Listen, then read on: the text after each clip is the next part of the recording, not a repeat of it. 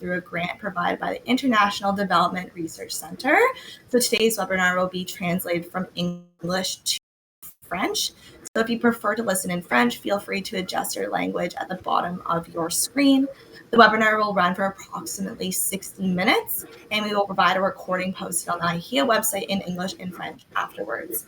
So just a couple of housekeeping items before we get started. If you encounter any technical issues, you can contact technical support by clicking on the question mark icon on the bottom left of your screen. If you're using the mobile app, you can access tech support through clicking on the menu. So everyone online is muted except for our panelists, and you won't be able to unmute yourself. So please send any questions or comments through the chat box function at the bottom of your screen. All questions will be held until the Q&A portion near the end of the call. So I'll now pass things over to our moderator, David Bajai, and who will be introducing today's panelists. David, over to you. Thanks, Haley. This is David Bashai. I'm happy to moderate today, and I want to give credit to Di McIntyre for coming up with the idea for the question we answer and address in this webinar, do's and don'ts for investment cases. She recognized the need and the demand of International Health Economics Association members. I told Di, first thing we got to do is call Damien Walker, and I'm so glad that he agreed to be one of our panelists. And so we will address do's and don'ts for investment cases that impact policies. Our panelists include Damien Walker, who's the practice area lead for health financing at Management Sciences for Health. He'll be followed by Zina Jara, who's the technical director of health systems for tuberculosis. And finally, Tessa Tantoris Ediger, who's the coordinator on the Economic Evaluation and Analysis Unit in the Department of Health Systems and Governance and Finance at the World Health Organization. We're so glad they could join us. Our format will be each panelist will present their topic about investment cases that they were participating in. Then we'll have a back and forth among the panelists, and then we'll finally open it to your questions. There's no wrong question, and there's no wrong time to ask a question, and the panelists will address it at the last 20 minutes of the hour. So I'll turn it over to Damien, who will be presenting next. Thanks very much indeed, David, and good morning, good afternoon, good evening, wherever you are joining us from. I'm going to see if I can share my screen, but unfortunately, I'm not seeing the button to do so. I'm not sure if Haley or anybody else can assist with that. Yeah, we need to make Damien a presenter to give him that permission. Let me see. I can share your slides, Damien. Why don't I just do that? That's the new slides I sent just earlier this morning, David, if that's possible. I have slides from yesterday. Let me see if I can. There should be some from about 10 minutes ago. Okay. Hold on. So whilst David is looking for those, maybe I can just add a little bit to my bio that David gave you. Thank you, David. So I should say, yes, thank you, David. This is great. So I'm going to speak about my experience at the Gates Foundation. And as you can see from my brief bio here, right now I am the practice area lead for health financing and management sciences for health. But I spent the last decade at the Bill and Melinda Gates Foundation, where I was deputy director for data and analytics. And my role was twofold there. I was a grant manager, but I also was heavily involved in a lot of the internal analytics, and many of those pieces of analytics were to inform some of the funding decisions that the Gates Foundation was making to some of the notable global health initiatives. Just to say, before I joined Gates Foundation in 2010, I was a colleague of David's at Johns Hopkins University as well. Maybe we move on to the next slide, please, David. So just to kind of familiarize everybody with the role that the Gates Foundation plays in global health, I think this is not new news to any of you, but obviously they have played a fundamental role in standing up a number of global health initiatives, Gavi, the Vaccine Alliance, the Global Fund, most recently the Global Financing Facility, facility. The Polio Global Eradication Initiative obviously was established well before the Gates Foundation was established in the year 2000. However, the Gates Foundation now is the primary funder of that effort, and the number one priority of the Gates Foundation, of course, is to eradicate polio. David, I wonder if I could ask you to mute your mic, please. Yes. Sorry, thank you. And just to say that the different global health initiatives have replenishment events, and these typically operate on a 3 to 5 year cycle. The Global Fund's replenishment event, their seventh, is occurring this September, and I believe that the US will be hosting that event. So the Global Fund actually operates on a 3 year funding cycle. And for this year's replenishment event, what they're referring to as an investment opportunity, they are requesting 18 billion US dollars, which they say will save 20 million lives, which, I do a quick calculation, approximates around $900 per life saved. So incredibly good value for money, if you believe those analyses. So let's move on to the next slide, please, David. So I'm going to speak very briefly about the internal process that I was part of within the Gates Foundation. I'll then provide some reflections on that, and I'll pepper this with a few quotes from Bill Gates himself, just to kind of provide a bit of color and explain and illustrate how unique an environment the Gates Foundation perhaps is. So I've just mentioned that the replenishment events for these global health initiatives occur on a 3 to 5 year cycle. I cannot speak about the very original funding decisions that were made to help establish and stand up these global health initiatives. I joined in 2010, where many of these were already 10 years in. What I can speak to is how we were involved in replenishment events to sustain these global health initiatives.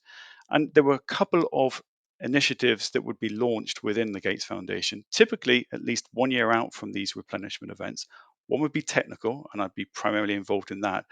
And the other would be purely based on the advocacy. So taking the numbers that are generated through the technical effort and promoting those numbers and sharing those extensively. Now, the work on the technical side would be done with the respective secretariats in these global health initiatives. But the Gates Foundation would often run their own separate in-house analyses in parallel as well. And I think it's important also to recognize, this is one of the reflections that I'll share with you later, is that the Gates Foundation has um, a lot of resources to throw at these types of technical efforts as well, oftentimes much larger than the secretariats themselves as well. So there's a bit of an imbalance there in terms of who's leading the technical work. I think you're going to hear more from both Zena and Tessa about the actual nuts and bolts of some of these investment analyses. But at the highest level, this is how I've seen them evolve within the Gates Foundation. They would start with estimates of health impacts, so how many lives would be saved. And some of the earlier investment cases stopped at that. But the evolution that I've seen over the last 10 decades or so is that increasingly they have added layers to the investment cases. So a perhaps more trivial layer would be to introduce concepts of value for money presented in terms of the cost per life saved or the cost per disability adjusted life year averted. And in recent years, there has really been a shift towards a more of a benefit cost analysis framework of return on investment. There have been efforts to speak to the broader value that some of the interventions that are being fundraised for have, and oftentimes missed through narrower cost effectiveness frameworks. Now, throughout the year leading up to these replenishment events, there would be check ins with leadership at the Gates Foundation, including Bill and Melinda, to review and revet the numbers. And just a small aside, I would say that most of those check ins with leadership did not really focus on the methods themselves. They really focused on the numbers. We really jumped to the numbers. Do these numbers look realistic? Do they seem plausible? How are we going to advocate around these? So there was, to be very honest, I think a modest amount of scrutiny given to the actual methods and the data sources that were used that underpinned these investment cases. Next slide, please, David. Now, I want to also just remind you all that Bill Gates is not your typical decision maker. And I think this quote from an interview that he had with the Washington Post about 10 years ago now with Ezra Klein really illustrates that. So the interviewer, Ezra Klein, asked Bill, how do you make these decisions about what is and isn't worth paying for? And Bill Gates answered in a way that I think very few decision makers would answer. He was very explicit about some of these concepts that, as health economists, we grapple with on a daily basis. But most decision makers probably don't speak um, as as forthrightly about them. For example, he answered that question by the way that this is talked about is what's a year of life worth? They call it a disability adjusted life year. As you can actually went on to um, declare essentially what his threshold for a cost per DALI is. And you can see in this quote, it's around about $200 to $300 per DALI averted. So really quite I think, a unique mindset in the decision-making circles.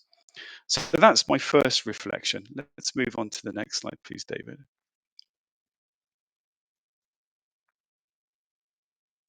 So, broader reflection. So, as I've already illustrated there, that the context of the decision maker mattered. So, our primary audience was Bill and Melinda. I think the secondary audience was other funders. Countries did not really kind of participate in this process. They certainly were not consulted uh, in the process of putting together these investment cases. And I think that's important to note. And I think will be picked. I think it's also important to draw a line between the technical and the advocacy pieces of this type of work as well. And sometimes it was a little bit unclear, are we making the case for Gates investment in these areas, or are we evaluating the case? I think it was typically making the case. We weren't really asked to assess whether or not this was the right thing to be doing. The decision had already been made. We're going to continue to invest in these things. Let's make the best possible case. So, to that point, evidence certainly did matter. You can see from the previous quote that Bill certainly cares about DALI minimization, population health maximization, and value for money. But I think what mattered more was the well funded advocacy campaigns that were wrapped around these investment cases. And I've already mentioned that within the Gates Foundation, there are large, well resourced teams that were working on these investment cases, both on the technical track, but more so, I think, on the advocacy track. Now, final reflection I just want to make is that I think the language of investment cases or successful business people like Bill and Melinda, and I think we just need to be aware of that, because I think and lend the process, and more importantly, the outcome credibility. So I think when they are the messengers for these types of investment cases, I think they probably get less scrutinized than other messengers as well. And I think that's just important to recognize and keep in our minds. So I just have a couple of final slides. This is also just to illustrate that final point that I made. This is taken from a piece that Bill Gates published in the Wall Street Journal back in 2019. And that really was to try and retrospectively speak to the return on the investment that the Gates Foundation have made in three of those global health initiatives: Gavi, Global Fund, and the polio eradication effort. And you can see the ways in which Bill was approaching these types of problems. So on the left-hand side, you can see in a very traditional investment perspective, Bill says if we were to invest those $10 billion, I think it gets to about 17 billion once you factor in reinvested dividends. On the right-hand side, and this work was done in partnership with the Copenhagen Consensus, you can see that Bill then began to take a return on investment perspective that not only looked at the economic returns, but also the health and social benefits as well. And when you begin to do that, you can see that the return on that $10 billion becomes $20 billion in social and economic benefits as well. To my point earlier, when Bill is presenting this, and he obviously appeared on multiple news channels to talk about these findings, given that he is a successful business person, I think very few people really interrogated these numbers and the methods that were used to arrive at them as well. So certainly Who the messenger is matters. Let's move on to my final slide, please, David. So just a final few reflections. You've already heard me say this, but I think this is a really important one. You're going to hear about this from Zena in particular, I think. What if your decision maker is not a utilitarian, a technocrat, i.e. not Bill Gates? And I think that's true for most decision makers out there.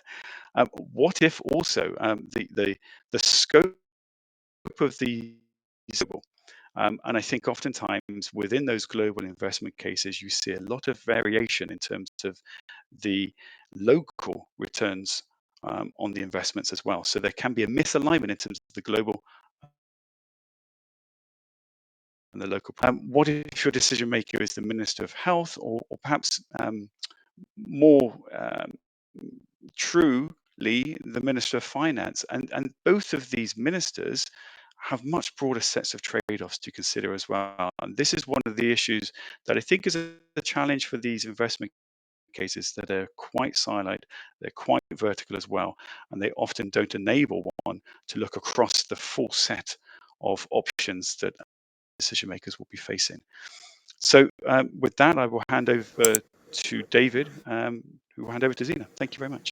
Great. Thanks, Damien. And I want to get Zena ready to go. If you see the shared screen icon, Zena, you can click it and share your screen. I'll stop sharing as soon as I can find how to do that. I stopped. Great. So yes. Zena, are you able to load your slides? Great.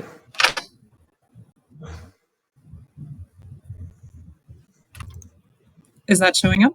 Yes, we can see your slides. Go ahead. Wonderful. Thank you so much. Thank you, David. And Damien, thank you for kicking us off with some really insightful reflections.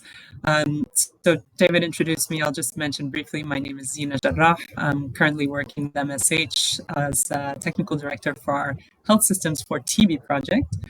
In a previous life, I worked with the GFF, and so also have some experience with investment cases of RMNCH, which I'll reflect on a little bit as well.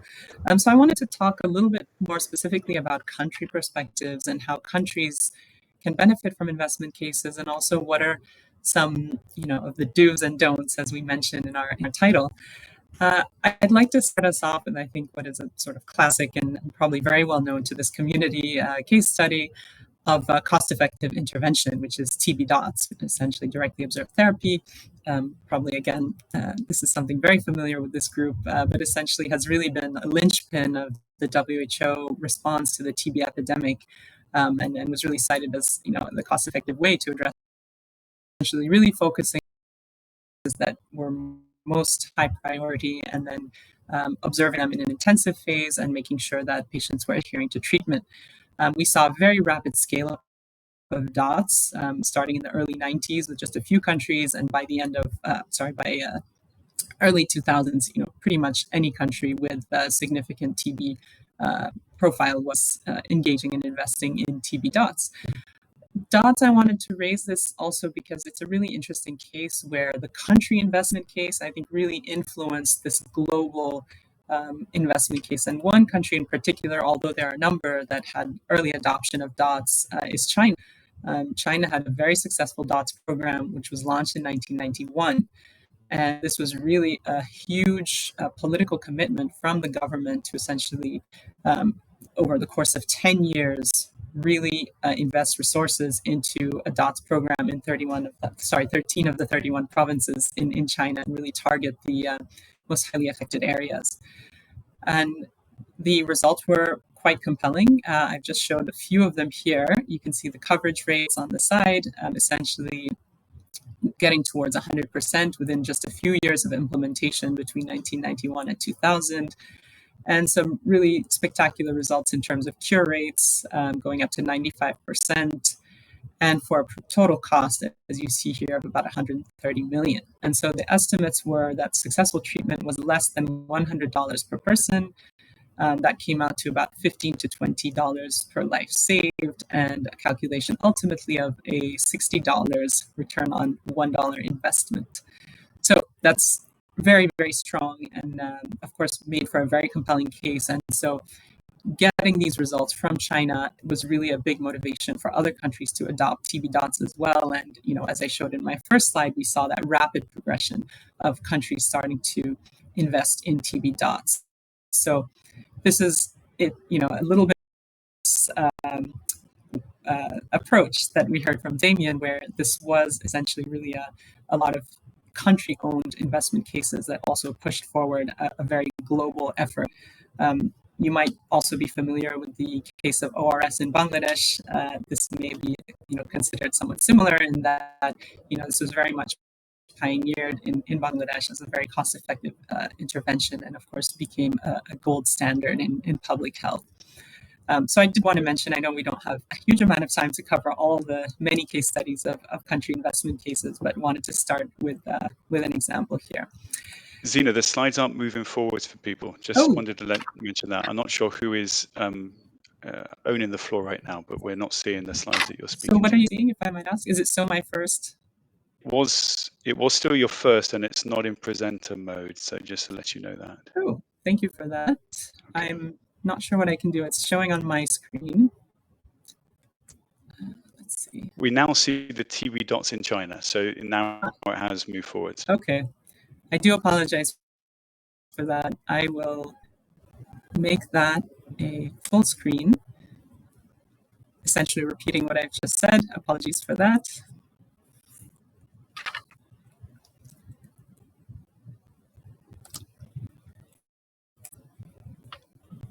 And move on to my next slide. Okay, looks like that's showing up. So if it's all right with the group, I may just leave it on the non-presenter mode, or I'll just try to toggle back and forth. So excuse me. Thank you, Damien, for that. Zena, just to say that the chat is that I think everybody else is still seeing the first slide, unfortunately. Oh. So, I mean, there was some feedback saying refresh the browser, and that seems to fix it. So if people can't see it, please do refresh the browser. And I'm not sure if you can get it into presenter mode. Sorry, Zena, to be No, thank you for that. I'm happy to hand this over to anyone if they prefer to present this. Sorry, David, you were doing a great job, and now I've...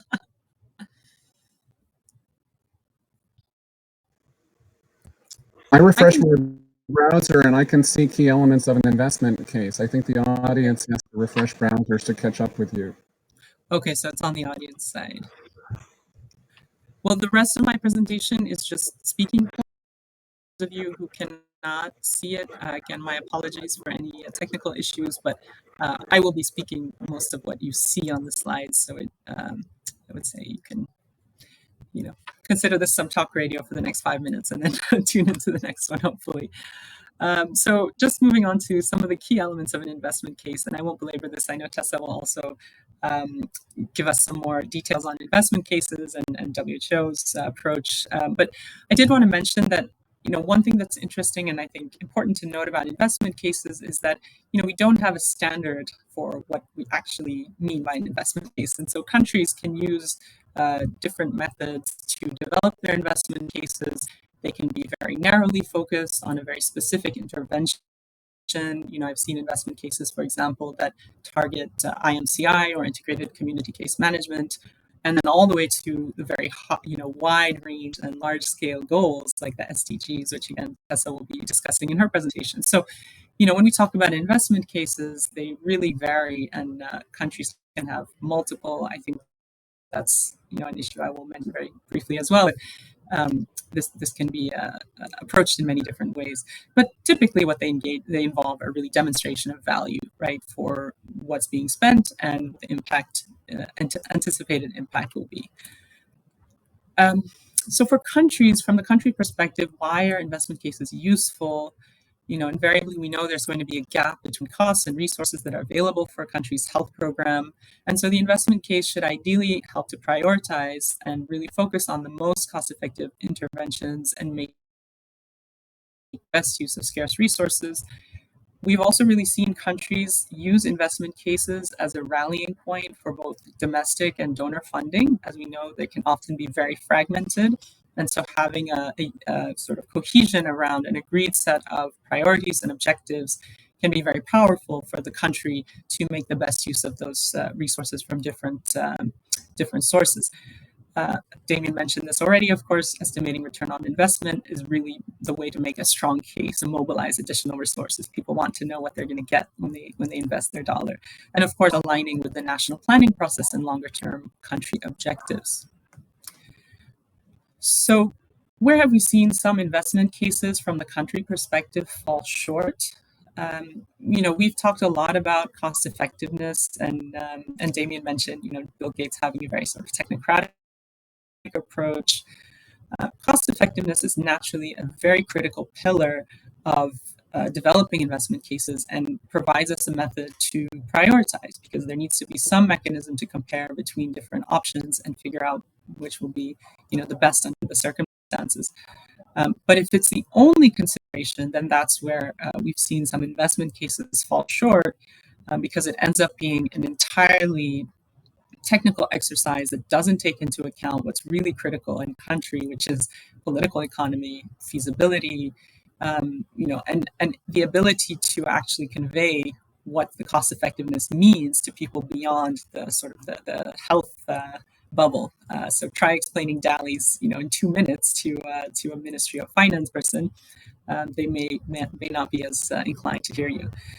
So it's really important to think about cost effectiveness as a useful tool, but not the only component of these investment cases. In practice is also that they're very heavily focused on the public sector and, essentially what's within the purview of the Ministry of Health, but not really taking into consideration what's happening in the private sector. And so it's sort of an incomplete consideration of the investment case, and you will have in terms of looking at the costs and potential impact, completely leaving out a very important part of the sort of the healthcare provision is a big gap in a lot of countries. There's also a tendency to use, there's a lot of great data available from global estimates for cost effectiveness analyses, ranges that are based on, of course, very rigorous studies from different countries. But often what I've seen is countries will apply tools or cost effectiveness ratios from, for example, DCP3, which again, it's a very useful tool, but without having the sufficient country context to really think about whether this is applicable to the country itself. Just my own example back, not all countries have had and have been able to replicate those figures. Some, on the other hand, have really not found that DOTS was the most cost effective. Again, it's very context specific, but some trials don't show the same results as what we've seen. So context is incredibly important here. This is also picking up on what Damien touched on already, this inability to translate beyond sort of the health-specific outcomes like DALIs and really make this cross-sectoral case. Because for the countries, ultimately, it's generally the Ministry of Health that's making an investment case to their finance ministry to get more funding. And so there needs to be a translation that is understandable and can really help those ministries of finance and other financial policymakers to make that cross-sectoral case. We've recently, with our project, been engaging with former ministers of finance, and they would ask, well, how do I know if I should invest in TB or build a road?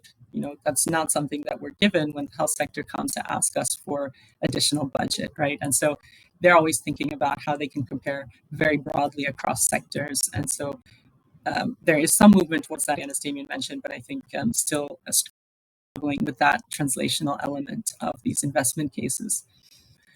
And then we've also seen, as I mentioned, there's a wide variety of investment cases and how broad they are, their scope. We've seen in some countries a lack of sufficient prioritization because many countries will want to invest in all the, quote, best buys for health. And I've seen investment cases where the total amount of investment case actually exceeded total health expenditure for the country in the previous year. So a sense of balance of what's available, what resources are available, and then really prioritizing not only with respect to cost effectiveness, but also dependencies are incredibly important. Sometimes you have to invest into the investment case. So for example, we know that a lot of ARB and CH interventions are incredibly cost effective.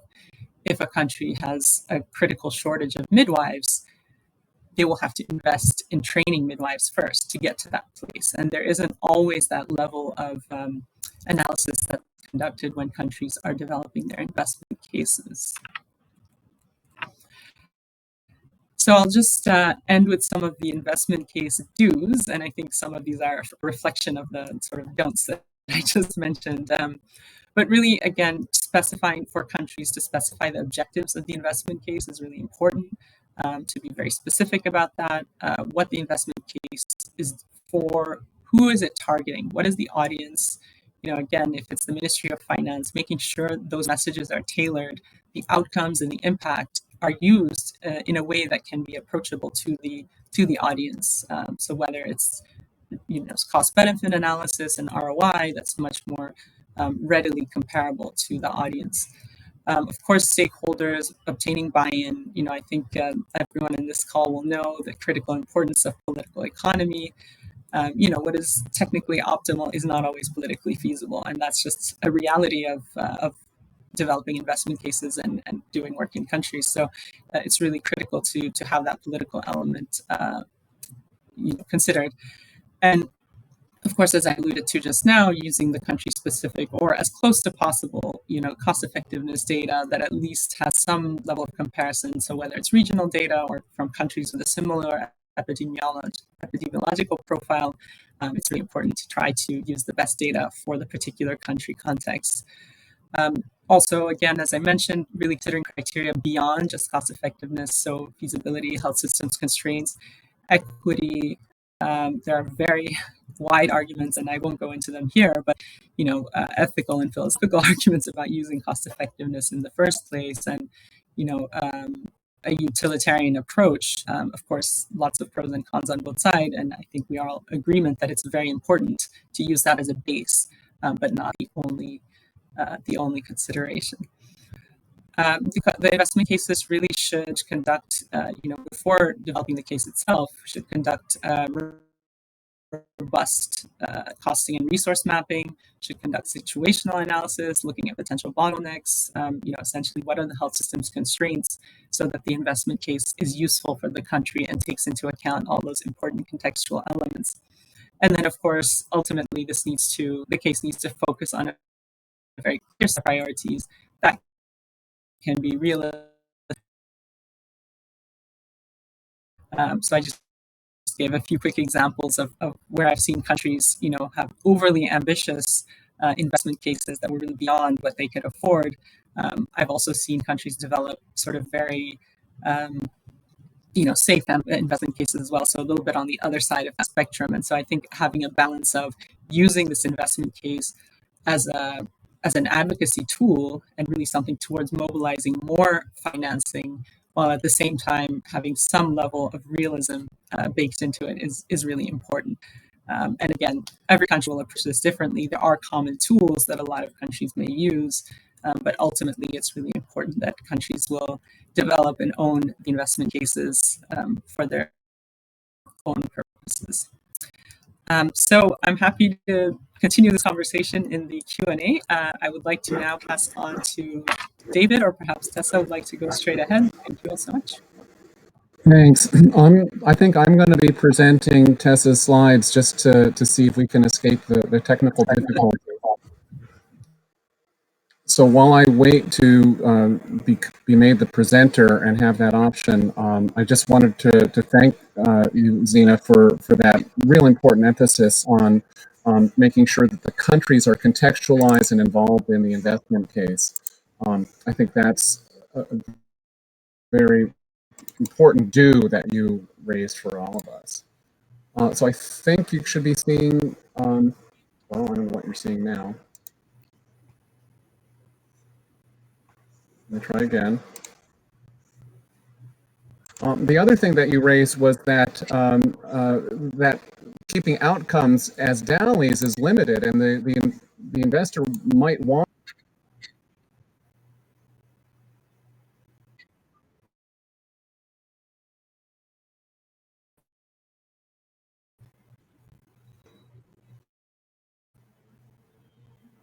Okay, I think I'm ready to go. I'll turn it over